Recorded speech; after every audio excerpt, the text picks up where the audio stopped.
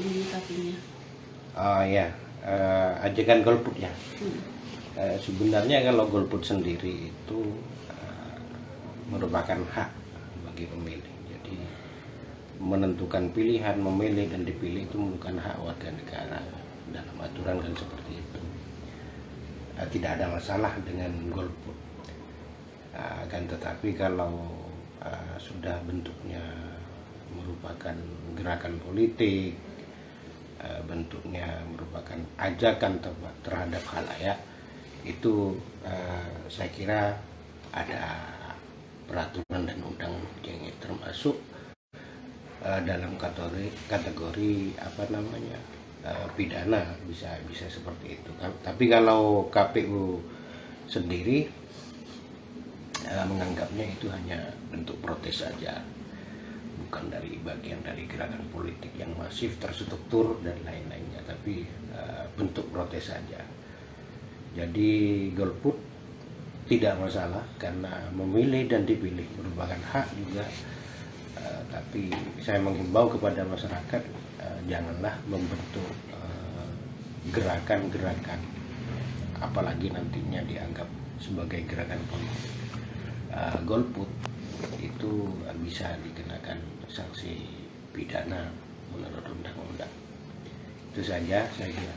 Pak, sejauh mana Pak optimismenya? Mengingat kan kalau kita melihat ke belakang juga beberapa hal menyebabkan banyak masyarakat kecewa yang kemudian akhirnya bermunculan lah. Ya. Salah satunya tragedi Kanjuruhan. Seberapa optimis KPU ini angka golput bisa tidak naik begitu Pak untuk pemilu tahun depan ini? Ya memang tantangannya harus menjelaskan kepada masyarakat bahwa menyalurkan hak pilihnya dalam pemilu itu penting karena itu terkait dengan juga aspirasi yang akan mereka sampaikan. Golput bukanlah solusi.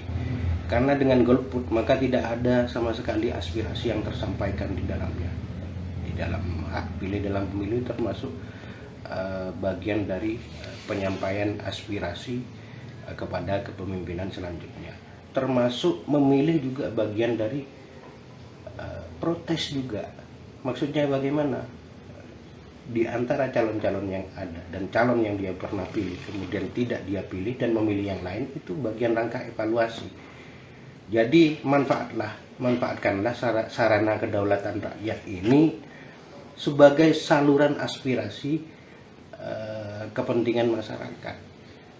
Kalau golput ini kemudian abai sama kepentingannya sendiri termasuk nanti, karena bagaimanapun negara ini punya regulasi, punya aturan-aturan di mana siklus kepemimpinan ini harus berganti setiap 5 tahun sekali, dan memilih pemimpin itu adalah merupakan wajib secara moral bagi kita.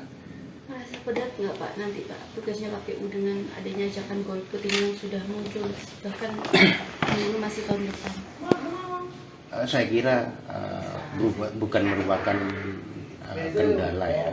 Saya menganggapnya bagi KPU bukan kendala, tapi itu merupakan bagian tantangan bagaimana sosialisasi dan pendidikan pemilih oleh KPU dilakukan lebih masif dan tepat sasaran, itu saja. Golput 5 tahun lalu berapa sih Pak di Kota Malang? 5 tahun kita itu Kota Malang itu termasuk tingkat kenaikan partisipasinya tertinggi se Jawa Timur di pemilu sebelumnya. Tingkat kenaikan partisipasinya Kota Malang termasuk tertinggi. Jadi saya kami tetap optimis bahwa dengan keterlibatan semua pihak, baik penyelenggara pemilu, terus teman-teman media, pemerintah, dalam melakukan sosialisasi dan pendidikan politik, insya Allah angka golput di Kota Malang bisa terminimalisir seperti itu. Pak, jika ajakan golput itu ada unsur pidananya, apakah ada upaya dari KPU untuk mencari yang mengajak atau memasang spanduk itu, Pak? Kenapa?